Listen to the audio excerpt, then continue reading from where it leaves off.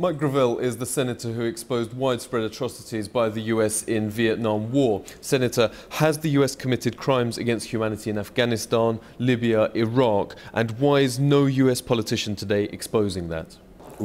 First of all, I'm extremely concerned, I'm extremely horrified, and I'm extremely embarrassed over my country. I like the United States, but by the same token, I think my country is an imperial country that is going downhill, and our leadership doesn't even acknowledge the problem.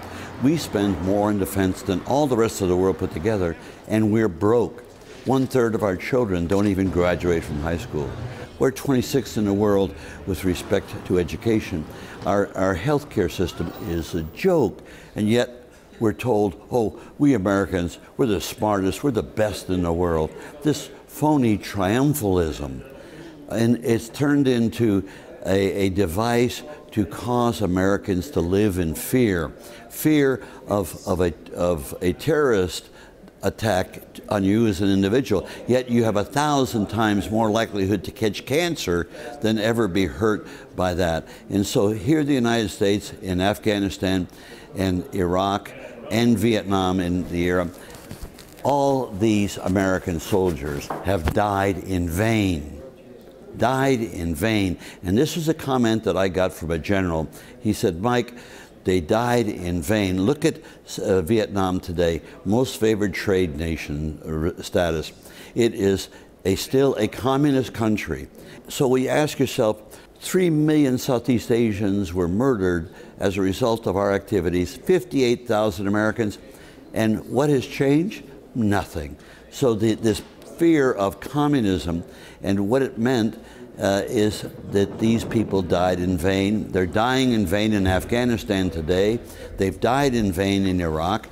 When Obama says, you know, we're leaving, Maliki is throwing us out of Iraq. Maliki is a corrupt government, and you're going to see essentially a civil war. As soon as we leave the scene, it's going to be the mess that it was before, but here, all I can say about what the United States is doing, it's immoral. As a result of 9/11, we have altered our moral compass, and people begin to getting used to brutalizing each other. This is what happens. We Americans used to think, oh, what happened in Germany could never happen with us. Well, it's happening with us. And it's happening to the detriment of our global position, because we have we've lost respect, because people now fear the United States, because we're like a drunken person. We'll go to war anywhere if you threaten us. And then think of the morality of being able to, a government official, whether it's military or not, puts your name on a list because he thinks you're a traitor or you're a terrorist, puts the name on a list. Then we dispatch a drone to follow you, and then we eventually take it upon ourselves to kill you without any trial, without any evidence, and then kill about 10 other civilians that happen to be standing next to you. The morality of that, removing responsibility. In fact, that was so difficult for people to understand, that when you drop bombs from the air on people, you don't see them die. They're down there. You don't see them. And so that removes the moral responsibility. I saw this serving in the United States Senate, when we would debate and say, here, our actions are causing people to die. There's no sense of that. They're too far away. We've not matched the progress in the private sector of technology and science with the ability to govern ourselves in a proper fashion. We don't have a democracy.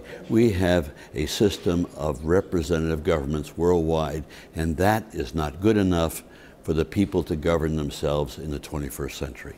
Is President Obama guilty of crimes against humanity over Libya and the continued participation in Iraq and Afghanistan? Oh, I could give you the proof. After he got elected President of the United States, a lot of progressives felt that and Obama campaigned that he was going to be transparent and we're going to have a new level of democracy. He was asked a question as to whether or not there would be a possibility that we would begin an investigation of the invasion of Iraq by George Bush, which was a crime. It was an absolute crime. And what was Barack Obama's response? Well, we don't look back. That means we don't want you, the American citizens, to see what happened, because you may turn around and accuse us of doing the same thing. Well, it's even worse than that. It's not an accusation. He has been doing exactly the same thing as George Bush did. Here, most people aren't aware of the fact that last year, the Obama administration chased out of the United States, expulsed them, over 500,000 people expulsed from the United States. I mean, if we had a media that was at all honest, this would have been front page. This would have been hotly discussed here. Obama is raising $1 billion for his re-election campaign, and he's made the statement, which demonstrates what little respect he has for the people. He's made the statement, we're not going to take any money from special interest. Well, I'll tell you, the $1 billion is coming from special interest. And so he can tell you, looking right at you. The West gearing up to attack Iran. How serious is that? The irresponsibility of Netanyahu and the lies. No, I don't have to. I'm not telling you anything new. Sarkozy says he's a liar. So in my humble status as a private citizen, that I tell you that Netanyahu is a liar is not nothing new. But he is a liar because he's made statements about Iran that are absolutely ridiculous. And all it is to create the fear for the people within Israel. He is part of the George Bush syndrome, and that is create a bunker mentality and create fear, because with fear you can make people do almost anything in a representative society. And that's what they're doing in Israel. Israel has the finest group of peace advocates right within. Whenever I speak about Israel, I always quote Israeli citizens. I don't quote knowledge that I pick up anywhere else, because they are the best critics. Read Haaretz, and you'll see what they think of the government. And so this whole ginning up of a war with Iran, very dangerous, because Iran is not Syria, not Lebanon. Iran is a proud nation, and they have missile capabilities. They won't have nuclear capabilities, but they have missile capabilities that they can rain down on Tel Aviv. Now, I can tell you, if they are attacked, they will attack back, and Israel is so vulnerable and so small that they will retaliate. They'll use nukes to retaliate, because they can't suffer to be destroyed. They'll use the end solution. So they nuke Iran. What do you think Pakistan's going to do with its nukes? What do you think China's going to do? What do you think the United States is going to do in retaliation?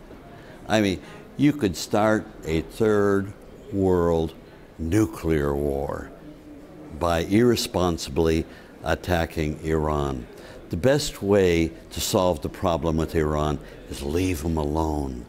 They eventually built a democracy that we Americans destroyed with the British. Leave them alone, and the people will develop a democracy anew. Theocracy won't last. Theocracies are of the past. Just leave them alone. The same thing with North Korea. Take out the 26,000 American troops in South Korea and leave them alone, and they'll find their way to a better form of government. Why are you worried about US energy companies and what they're doing to the United States environment? I'm very concerned, but also I'm very realistic. I came from an oil state, and I'm the person that brought about the construction of the Alaska pipeline literally single-handedly. I even had to fight the oil companies to get them to agree, and then they did the studies, the environmental studies. What we need to do is to require that a corporation comports to the environmental controls that the government puts in place. But the problem is the corporations own the government. So the controls are not very good. And that's the reason. But if you now give the people to make laws, they'll make laws that will regulate the corporations. The corporations need to be regulated. They are not democracies. The corporation is designed as an item of economic activity that is responsible to the shareholders. They're not responsible to the public. They're responsible to make a profit for the shareholders. And so if you have managers that have no moral conscience, in fact, corporations have no morality and no memory. They just are designed to make money. That should not be in command of society. And they are in command of society worldwide today. And that has to change, because that is going to lead to the destruction of our planet, because it is uncontrolled. And we see this with corporations, with the financial situation and the meltdown that's taken place. Again, that's irresponsible corporate activity that must be controlled. And of course, in the United States, you've got the conservatives and the Tea Parties. Oh, we got too much regulation. You know, trust the market. The market is the vehicle of greed and making profit. That's what you want to trust the life of your children to in the future? Don't you dare even talk about that. Corporations are a device that should be controlled by the people, and the people, the only tool the people have to control their collective activity is government. And so when people say government is bad, government is a tool. It can do good, it can do bad. If it's properly designed and controlled and in the hands of the people, and the people have a role in how the government will operate, now you have a win-win situation. I don't know if I mentioned to you the famous words of Marcus Cicero. Did I mention him? Okay. Well, it says it all, that people are free if they participate in power. I know of no country in the world today where the people are really free. Mike Gravel, Chairman of the Democracy Foundation, thank you for speaking with RT.